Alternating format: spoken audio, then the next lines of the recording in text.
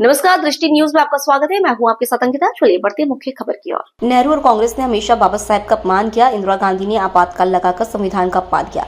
राहुल गांधी और नेहरू परिवार अंबेडकर की भूमि महू में सबसे पहले माफी मांगे। पंजाब में बाबा साहेब की मूर्ति के अपमान पर मंत्री सारंग का बयान। पंजाब में अराजकता की स्थिति है। पंजाब की आप सरकार अपने वादों के विपरीत काम कर रही है। पंजाब में इस अराजकता का कारण आम आदमी पार्टी की सरकार है। उत्तराखंड में नेशनल गेम्स पर मंत्री विश्वास सारंग का बयान। उत्तराखंड नेशनल गेम्स में मध्य प्रदेश से 313 खिलाड़ियों का दल भेजा गया है। पिछले वर्ष से बेहतर प्रदर्शन की उम्मीद। इस बार नया प्रयोग करते हुए प्रतियोगिता के पूर्व खिलाड़ियों के कैंप उत्तराखंड में लगाए गए हैं। कैंप के जरिए खिलाड़ी उत्तराखंड के वातावरण में ढल सकेंगे।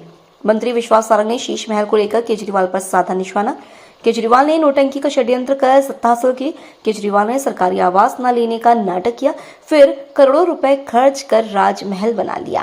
केजरीवाल की कथनी और करनी में अंतर है। केजरीवाल का असली चेहरा अब जनता के सामने, चुनाव में इसका परिणाम देखने को मिलेगा। हम तो पहले से ही कहते आए हैं कि यदि कांग्रेस को, राहुल जी को, नेहरू परिवार को अंबेडकर साहब के प्रति कृतज्ञता ज्ञापित करने का मन बना है तो पहले वो नेहरू जी ने जिस प्रकार से अंबेडकर साहब को अपमानित किया उसके बारे में क्षमा याचना तो कर लें। इतिहास इस बात का गवाह है।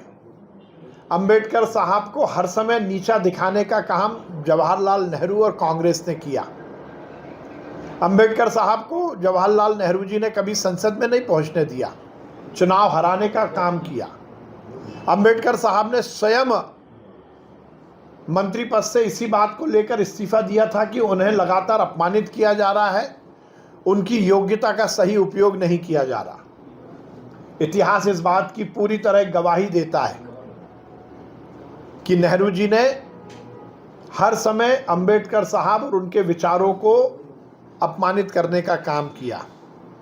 संविधान बचाने की बात राहुल गांधी करते हैं, बहुत अच्छी बात है, भाषणों में ये बात अच्छी लगती है, परंतु यदि वो सही रूप में इस तरह की बातें करते हैं तो इंदिरा जी ने जिस प्रकार से हिंदुस्तान के संविधान को तिलांजलि देते हुए आपातकाल लगाया था, उसकी भी तो माफी मांग ले राहुल जी। निश्चित रूप से महू हम सबके लिए अंबेडकर साहब की जन्म स्थली तो है ही, पर उसके साथ साथ इस देश के संविधान के रचयिता की तीर्थ भूमि भी है। यदि वो वहाँ पर आ रहे हैं, वहाँ पर आकर यदि बातचीत कर रहे हैं तो मुझे अच्छा लगेगा कि वो सबसे पहले नेहरू जी ने जो अंबेडकर साहब का अपमान किया है उसके बारे में क्षमा याचना करें, क्योंकि उन्हीं के तो वंशज हैं।